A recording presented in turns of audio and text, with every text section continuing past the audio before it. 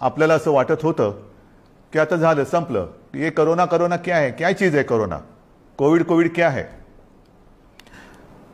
विशेष म्हणजे गेल्याही वर्षी अर्थसंकल्पीय अधिवेशन होतं, याही वर्षी तोच काळ आला, मार्च।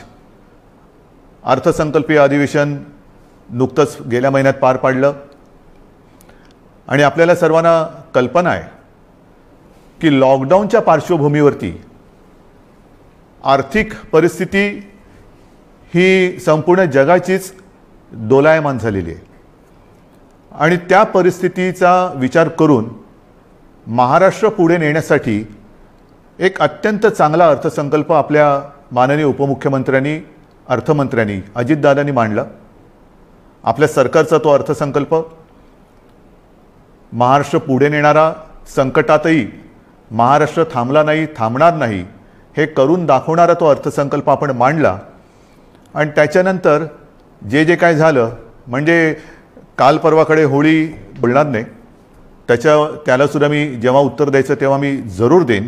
तो विषय आजचा नाही आहे। आजचा विषय आहे तो कोरोनाची परिस्थिती ही नेमकी काय, आपण काय करणार आहोत। मध्ये मध्ये मी आपल्याला सातत्याने सांगत आलेलो आहे की जर ही परिस्थिती अशीच राहिली तर आपल्याला परत एकदा लॉकडाऊन करावा लागेल की काय, अशी एक शक्यता मी बोलून दाखवली होती। ही शक्यता आजही पूर्णपणे टळलेली नाही आहे। मला आज पुन्हा एकदा आपल्याला सर्वांना आवाहन करायचं आहे, विनंती करायची आहे, कारण गेल्या वर्षभरामध्ये माझ्या महाराष्ट्रातील प्रत्येक बांधवांनी, भगिनींनी आणि मातांनी जे जे मी सांगत आलो ते अत्यंत आपुलकीने ऐकून घेतलं आणि त्याच्याप्रमाणे ते वागले। तुम्ही सगळे वागलात। यात सर्व धार्मिक नेते आले, सर्व धर्मीय आले, सर्व राजकीय पक्ष आले, त्यांचे कार्यकर्ते आले। आता काय झाले थोडंसं की मधला काळ जो आला त्या काळामध्ये आपण थोडे शिथिल झालो। आपण शस्त्र टाकली की काय, राजकीय मोर्चे, निदर्शनं, आंदोलनं, सगळं काही जणू काही कोरोना गेला अशा पद्धतीने आपण सुरू केलं। आणि तेव्हाही मी सांगत होतो की थोडा धीर धरा, पुन्हा एकदा मार्च एप्रिल एंडपर्यंत आपल्याला थोडासा एक संयम बाळगावा लागेल। दुर्दैवाने जी भीती केवळ मीच नव्हे तर ह्या विषयातले जे तज्ज्ञ आहेत त्यांनी जी व्यक्त केली होती ती खरी ठरली। मार्चच्या आधीपासूनच आपल्या राज्यामध्ये पुन्हा एकदा कोरोना मोठ्या राक्षसापेक्षा, म्हणजे गेला राक्षस होता त्याच्या डबल टिबल दुप्पट तिपटीने अकराळ विक्राळ रूप धारण करून आलेला आहे। त्याच्यामध्येच विषाणूचा नवा अवतार, म्हणजे हे पण नवल आहे। आत्तापर्यंत आपण आपले विष्णूचे अवतार ऐकले होते, ज्याचे आपण पूजन करतो। ज्या ज्या वेळेला संकट आली त्या त्या वेळेला भगवान विष्णूंनी वेगवेगळे अवतार घेतले आणि आपल्याला वाचवलं। पण हा विषाणू जो आहे तो वेगवेगळे अवतार धारण करून आपल्याला संकटात टाकतोय आणि आपली परीक्षा बघतोय। पुन्हा एकदा तीच गरज आहे, आपल्याला सर्वांना धैर्याने, सगळं धैर्य एकवटून लढण्याची गरज आहे। लॉकडाऊन करणार का ह्याची कल्पना आपल्याला देण्याची मला पुन्हा एकदा गरज वाटते। जेव्हा ही परिस्थिती निर्माण झाली, किंबहुना कोविडची साथ सुरू झाली, आपल्याला पूर्ण माहिती आहे आपल्या राज्यामध्ये फक्त 2च ह्या विषाणूंची चाचणी जिथे होऊ शकते अशा प्रयोगशाळा होत्या।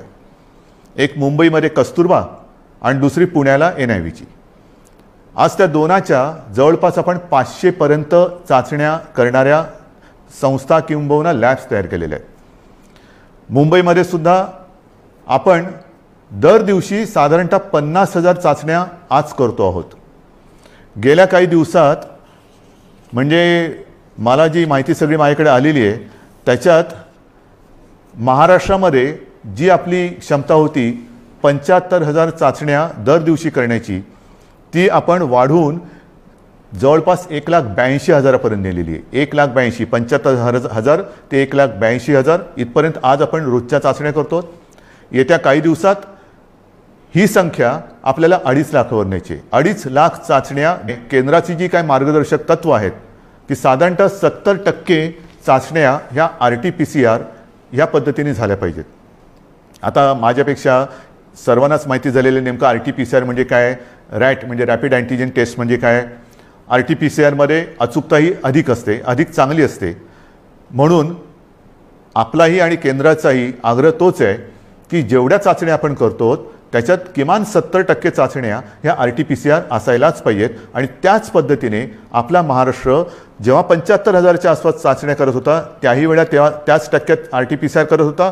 आज जवळपास 1,82,000 करतोय, त्याच्यातही 70% RT-PCR आहेत.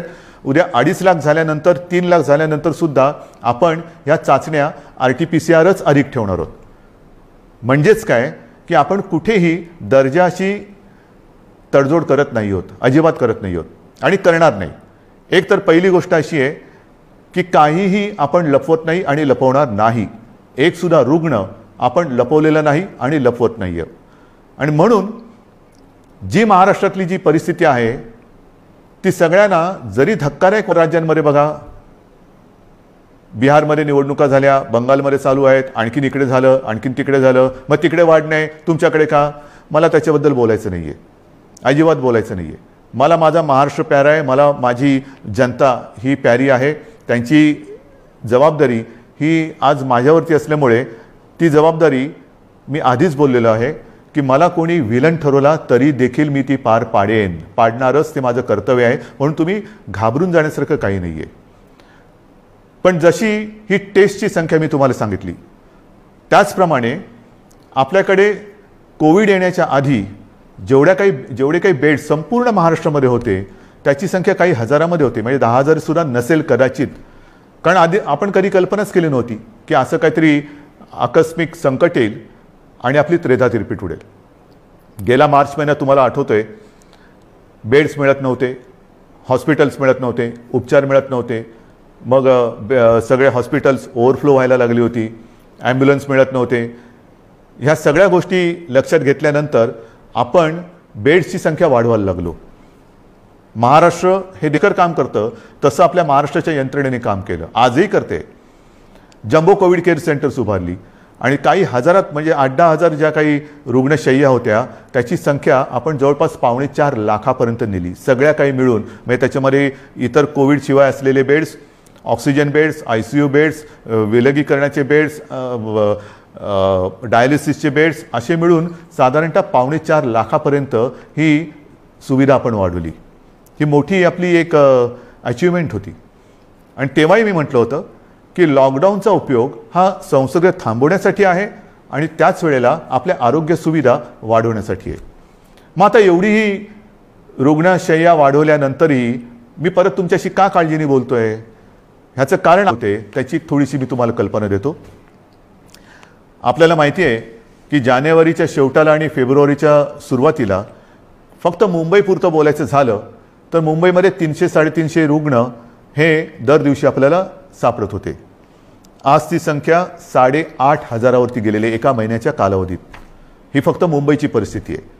महाराष्ट्राची परिस्थिती बघितली तर 17 सप्टेंबर 2020 म्हणजे तेव्हा जरा सगळं जास्त होतं, तेव्हा 3 लाख सक्रिय रुग्ण होते.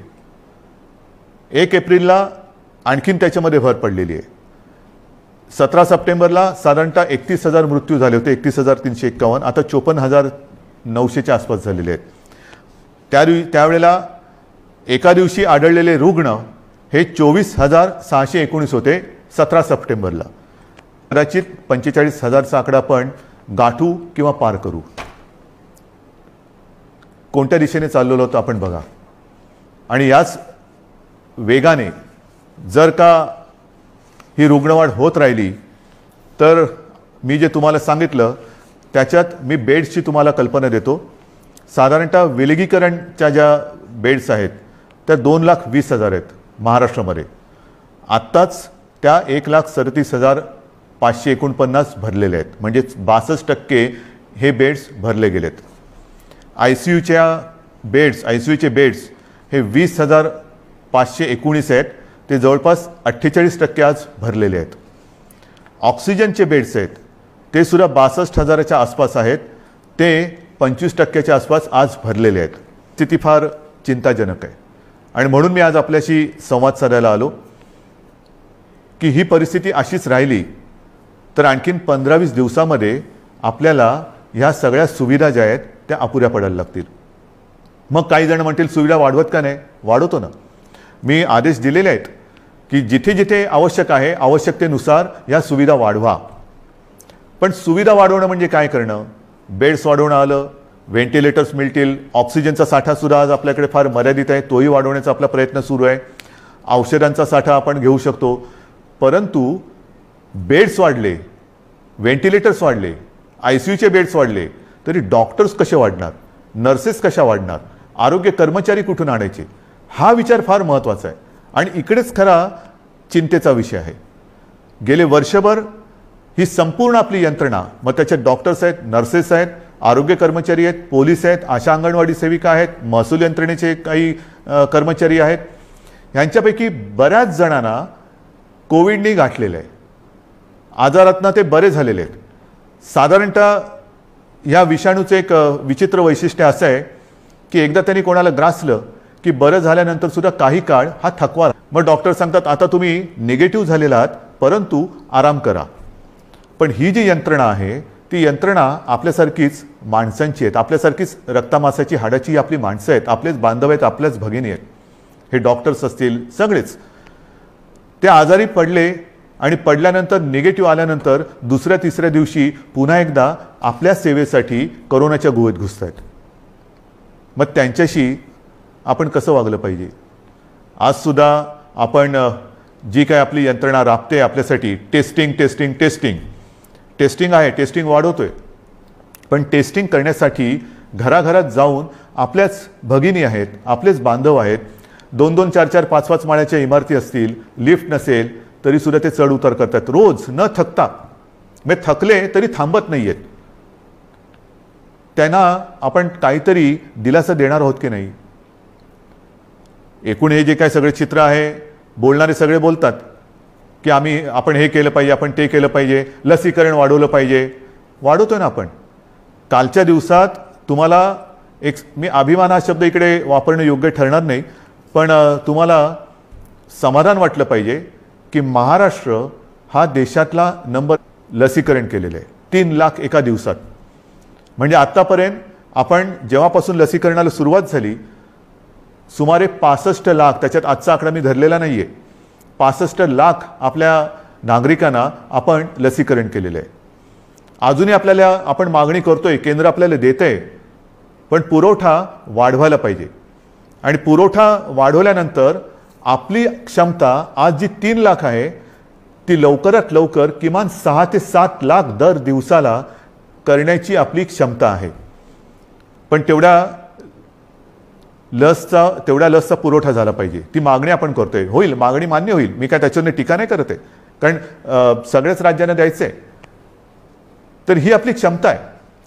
परंतु होतंय असं की लस घेतल्यानंतर, आता मी सुद्धा 1 डोस घेतलेला आहे लसचा, आपल्याशी बोलताना आजूबाजूला कोण नाही म्हणूनच मी मास्क काढून आपल्याशी बोलतोय.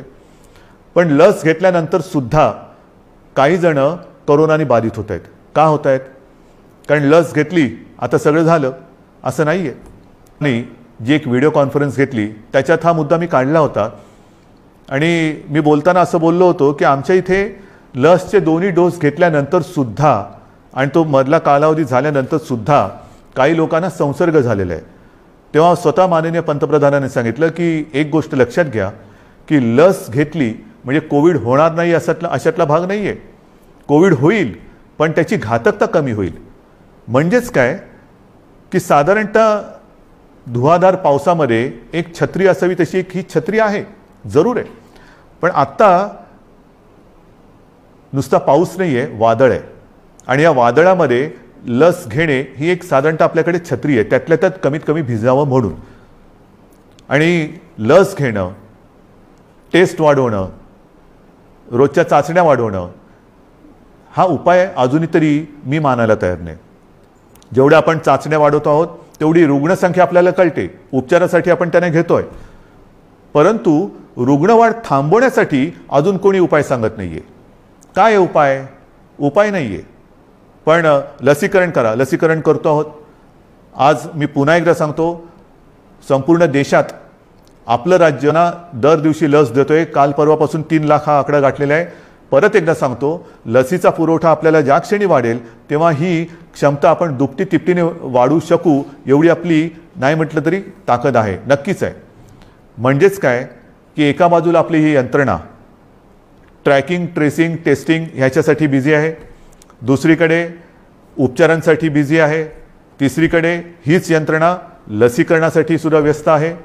हे सगळं एकत्रित आल्यानंतर त्यांची काय स्थिती होत असेल ह्याचा थोडा आपण विचार केला पाहिजे. आणि म्हणून मला असं वाटतं की लॉकडाऊन करायचं का, इतर देशांनी काय केलेलं आहे. इतर देशाचा जर का आपण अंदाज घेतला तर अमेरिकेने सुद्धा 7 कलमी कार्यक्रम जाहीर केले आहे. त्याच्यामध्ये सुद्धा त्यांनी असं म्हटलेलं आहे की राजकारण नको, जीव महत्त्वाचा आहे, असं राष्ट्राध्यक्षांनी आवाहन केलं आहे. मला असं वाटतं आपल्याकडे सुद्धा सर्व पक्षीयांनी त्यांनी केलेलं आवाहन नाही पण निदान मी केलेली विनंती मानायला काय हरकत नाही आहे. जीवाशी खेळ नको, कृपा करून याच्यात राजकारण आणू नका. ब्राझीलमध्ये तर फारच पंचायत झालेली आहे, कारण तिकडे मार्चच्या एका महिन्यात जवळपास 60,000 मृत्यू झालेले आहेत. मृत्यूदर दुपटीने वाढला आहे. बेरोजगारीची म्हणजे लस आलेली आहे त्याच्यामध्ये ते थोडं लस आणि त्या लसीकरणामध्ये ते पुढे आहेत.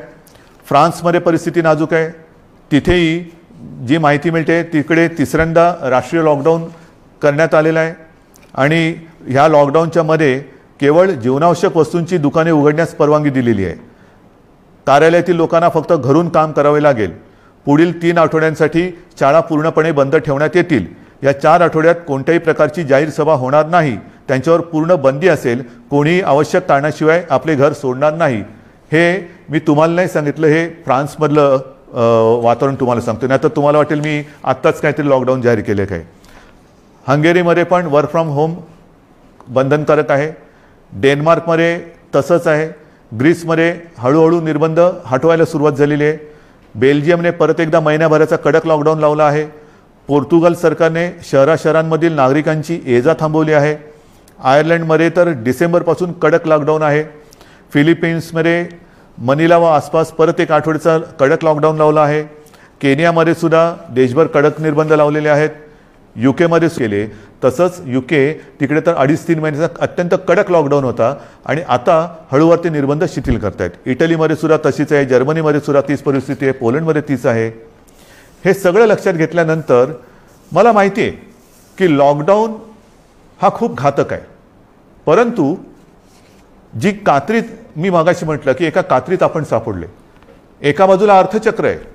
अर्थचक्र चालवायचं तर अनर्थ ओढवतोय, अनर्थ थांबवायचा तर अर्थचक्र बंद पडतंय. करायचं काय मग.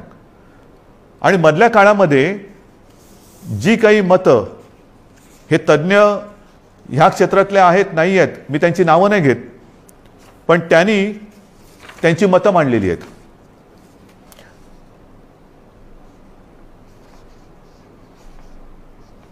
सर्वसामान्यांना त्रास होईल अशी लॉकडाऊनची भूमिका, मी पक्षाचं नाव घेत नाही कारण मला राजकारण आणायचं नाही, आम्ही खपवून घेणार नाही. तुम्हाला आलेला झटका म्हणजे नियम नको. महाराष्ट्रामध्ये कोरोनाचं नाटक पुन्हा सुरू झालेलं आहे. कोरोनाच्या संसर्गाला लॉकडाऊन हा पर्याय नाही. आम्ही लॉकडाऊनला जोरदार विरोध करू, रस्त्यावरती उतरू. हिटलरसारखं वागू नका. सर्वसामान्य जनतेला लॉकडाऊन परवडणारा नाही. लॉकडाऊन लावायचं असेल तर आधी रोजगाराचे पैसे 5,000 रुपये का काय ते थेट खात्यात जमा करा. एका उद्योगपतीने सांगितले की लॉकडाऊन लावण्याच्या ऐवजी आरोग्य सुविधा वाढवा. आता आरोग्य सुविधा मी तुम्हाला सांगितली काय परिस्थिती आहे. गेल्या वर्षभरात आपण एवढी आरोग्य सुविधा वाढवली, अजूनही वाढवतो आहे. पण मुद्दा असा येतो की हे जे काही आपल्याला सल्ले देत आहेत त्यांना मी सांगू इच्छितो हात जोडून, उद्योगपतींना सांगतो, म्हणजे त्या ज्यांनी सांगले सगळ्या उद्योगपतींबद्दल नाही, की आरोग्य व्यवस्था वाढवतो मी, बेड्स वाढवतो, सगळं वाढवतो, पण कृपा करून रोज मला किमान 50 डॉक्टर्स, नर्सेस, आरोग्य कर्मचारी यांचा महाराष्ट्रभर पुरवठा होईल अशी काहीतरी सोय करा. कारण नुसतं फर्निचरचं दुकान म्हणजे आरोग्य सुविधा नाही आहेत. त्याच्यामध्ये व्हेंटिलेटर आल्यानंतर व्हेंटिलेटर वापरणारे सुद्धा तज्ज्ञ लागतात. ऑक्सिजन किती द्यायचा, किती प्रमाणात द्यायचा याच्यासाठी सुद्धा त्या विषयातला तज्ज्ञ लागतो. अगदी रेमडेसिवीर द्यायचं झालं तर ते कसं दिलं पाहिजे ते समजणारा डॉक्टर लागतो. ही तज्ज्ञ लोक आणि डॉक्टर्स ही कुठून आणायची.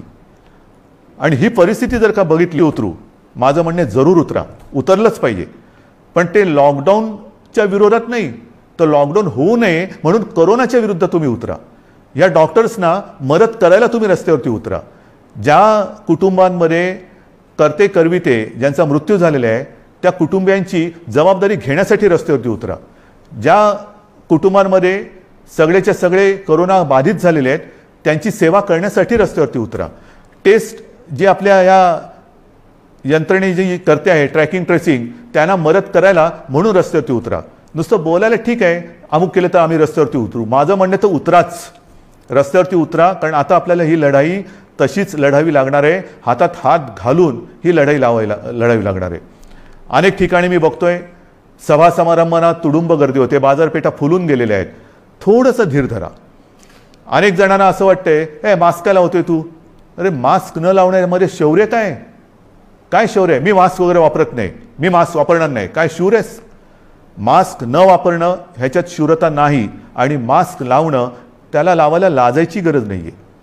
परत एकदा सांगतो की वॅक्सिन घेतल्यानंतर सुद्धा मास्क हा लावायलाच पाहिजे, अंतर ठेवलंच पाहिजे, हात धुत राहिलंच पाहिजे.